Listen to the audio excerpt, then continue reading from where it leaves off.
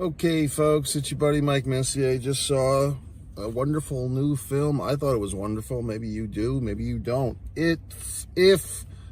Not Stephen King's It. If our buddy there, John Krasinski, straight from The Office. We all knew him. We all loved him. Actually, I didn't watch The Office until it was in the can. And I caught up, and I was actually watching his horror films, the Quiet Place movies, I believe, before The Office, in my chronological order of things. But comes out strong with this family film, kids movie, but I think everyone can go see it. Everyone would enjoy it. I don't think there's anyone that wouldn't like this movie, unless perhaps you're very cynical and so forth, and I can be. But I thought this movie was quite good, okay? And now I'm going to discuss it. So if you're thinking about seeing it, I would go see it. If you're thinking, I'll skip this one, this purple hunk of shit looks kind of weird, I would still go see it. I did not see a lot of previews for this one. I did not see a whole lot of commercials. I saw a tinge. And on the social media world, I started to see a few headlines, a few review thumbnails and stuff, and I wisely avoided any details because I'm telling you, people have this is like a weird vehicle in the parking lot here. It looks like something from Back to the Future. Bizarre, but odd. I don't know what the fuck. It's just some bizarre vehicle. It's very interesting. So, this movie, what's it all about, Sammy? Well, first off, it's the Hollywood elite.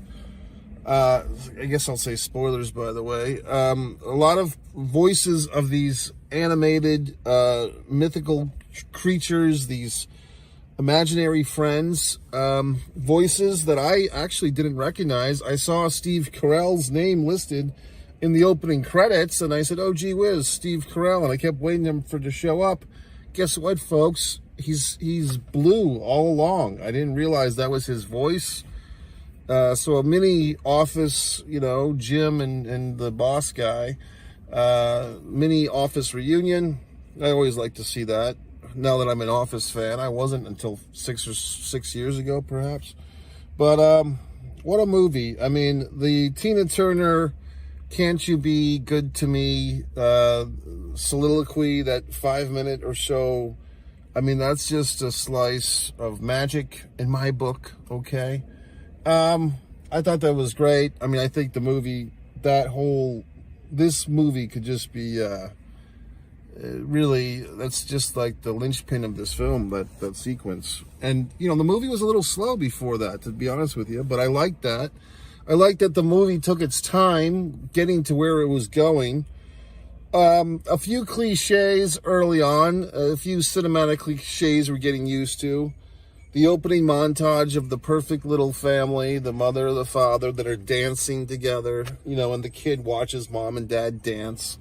That seems to be the way with these movies. It's either like you go see some dramatic movie and the parents are dysfunctional and want to kill each other and the kid grows up in the shadows of thus, or it's some whimsical, perfect family where the parents dance together in front of the kids and then we have to kill off one of the parents like right away. So as soon as I saw that this movie started with the whimsical dancing and the montage and look how wonderful this fucking family is and how happy everyone is, I knew that someone was dying.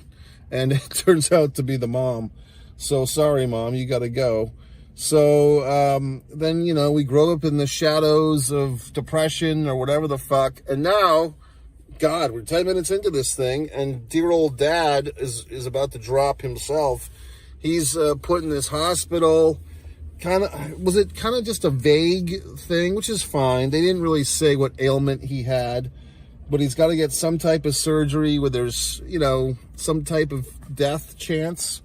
Although he seems confident that there won't be. The little daughter, B, is confident that she might lose another parent. Oh, boy, sad. So, so we meet the nurse, who seems to always be there. I guess she works 24 hours a day.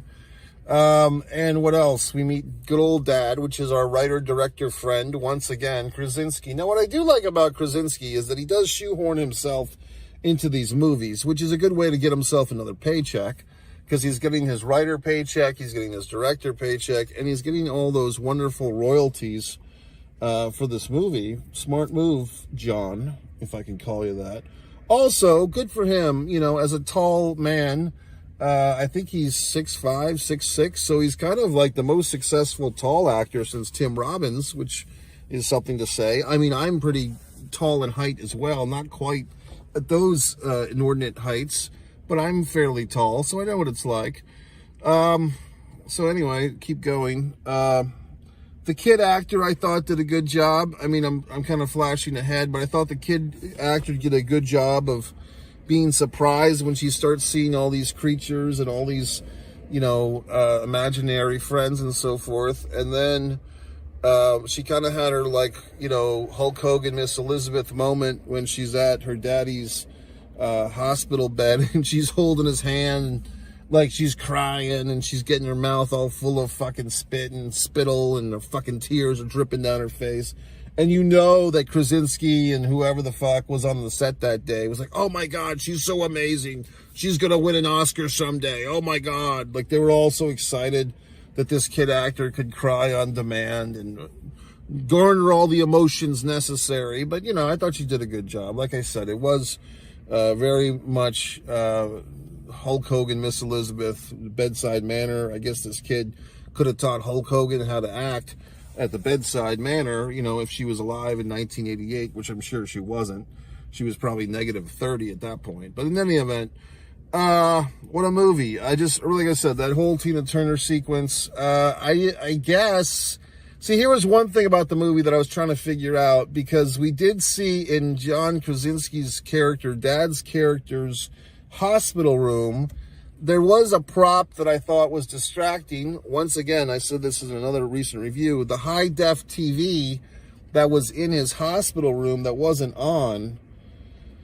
So if he's got a high-def TV, then we know that his time... Now, I'm just going to provide some conjecture here in this movie, because I don't know if anyone else has been saying this, or is this a known thing, or I'm just making shit up. But basically, he's got this high-def TV, which would make you think, okay, he's in the timeline of post-2007. The kid in the other hospital room, which we never really got to the bottom of his story, he's got a broken leg, he's got a broken arm, a broken whatever the fuck. And it's like, is this kid... There are two possibilities with this kid. Either he's the victim of child abuse and he's getting his ass kicked by some asshole person who's beating this kid up and breaking all his bones, or he's got like the weak bone condition, you know, like people that there's a, I don't know what it's called, but I think there's one or two conditions like that where you have just very weak bones and you're just apt to, your bones just break. And I had a teacher in my childhood who she was walking around with like a cane sometimes, and she was always kind of in pain. And like, you know, she explained to us one day, like, hey, you asshole fucking suburban kids, stop making fun of me, because this is my problem. I have this fucked up condition. So we all felt bad. Now, what else? So, yeah, we never figured out what's up with that kid. And we never really, like, there's some unanswered questions with this movie. I hope they don't force a sequel. I think this would be a good movie where 20 years from now, they could have a sequel. Like, kind of like, okay, we have this movie If, leave it alone, let it simmer for a generation or two.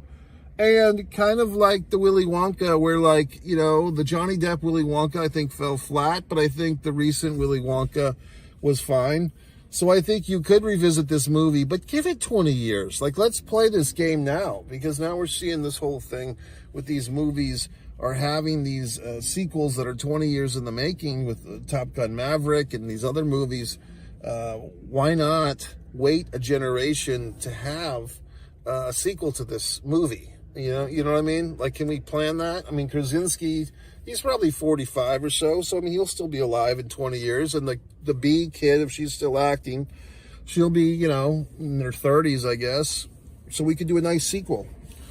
So the big, once again, spoiler alert, the big surprise, see, I thought we were headed somewhere else. I thought there was a moment in this movie where the kid with the broken leg and the bad arm and everything, and he couldn't see any of the imaginary friends, but he said to the little girl B at the end of that sequence, but you're still my friend.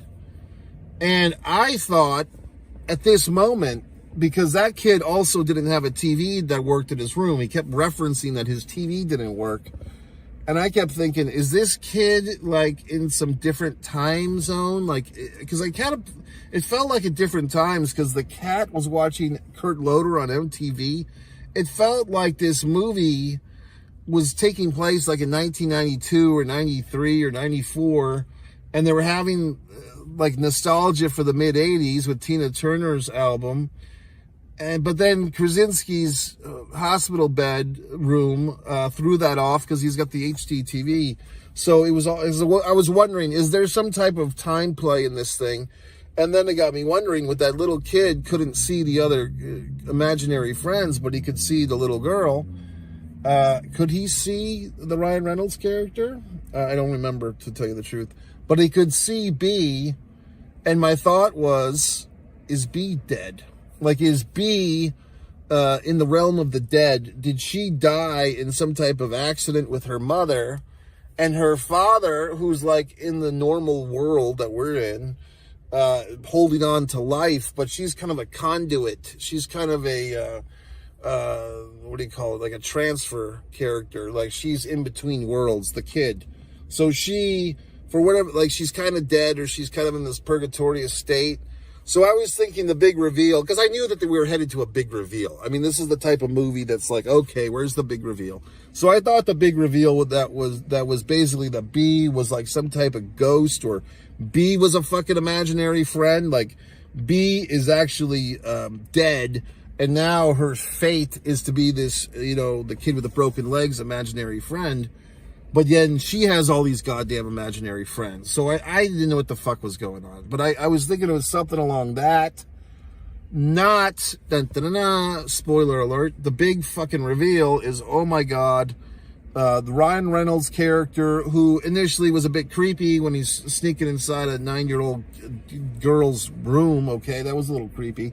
But this Ryan Reynolds character, who we've come to know and love, and he starts off as a curmudgeon, and what the hell's going on with this character, and he's the only human among all these imaginary characters. It turns out he's an imaginary friend too. So he's the little girl's imaginary friend, and he's kind of like the pimp in the box for the other imaginary friends. So this kid's got quite the imagination, and the reason why Calvin was so somber earlier when he's first meeting this kid, or she's first meeting him, is because he's sad that she does not remember him. However, you could kind of make a fucking point here. How is she interacting with him if she doesn't remember him? Like, she has to remember him on some psychological level if they're palling around, right? So, I mean, like I said, this is not a perfectly tuned instrument of a film, but it's good enough to get you through, because all the emotions. Now, here's another wonderful thing, folks, because you find people in your comments have been saying, well, gee whiz, Mike, how do you have all these wonderful insights? Well, I've been in movies myself, okay, assholes. In fact, there's a children's movie, a kid's movie, that I'm in called Mr. Birthday that had some similar themes to this one, although Mr. Birthday was filmed 4 fucking years ago and is properly distributed, okay, and has some people you might know. My good buddy there, Eric Roberts is in it, and so forth. So Mr. Birthday kind of had a little bit of themes like this, but not quite. Like this movie obviously had a much bigger budget and so forth, although, Mr. Birthday, to its credit, is fully released. You can see it. But this movie obviously had a budget probably 100 times greater than that one, which is fine. But yeah, I did enjoy it. And once again, at the end of the movie, seeing all these Hollywood elite, all the people that people say they hate, the Hollywood elite, the Brad Pitts, the Amy Schumers, everyone hates all these people, yet here they are providing this entertainment. what's this vehicle now has got some type of thing going on. This vehicle has got some type of situation. It's like what the fuck is going on in this world? It's like this vehicle. I don't know if it's a security guard or whatever the fuck. We might have something weird night in this parking lot. So anyway, I thought the movie was good. I enjoyed it. But yeah, all the Hollywood elites that everyone hates, they all did the voices for all these characters. And people always say shit like that. Oh, these Hollywood elites, they're such horrible goddamn people. Yet you go see the fucking movies they're in and they entertain your asses off, people. So what are you complaining about? So I liked the fucking movie. Amy Schumer as the fucking, the fucking gummy bear. I didn't recognize her voice. Like I said, I watched the whole goddamn movie waiting for Steve Carell to pop in, and he was the fucking blue thing all along. So, I mean, I guess they did a convincing job of convincing me, because I didn't recognize a lot of these Hollywood elites. Brad Pitt as Keith, I didn't even know who the fuck that was. Louis Gossett Jr. as the teddy bear, 93 years old teddy bear. That's wonderful.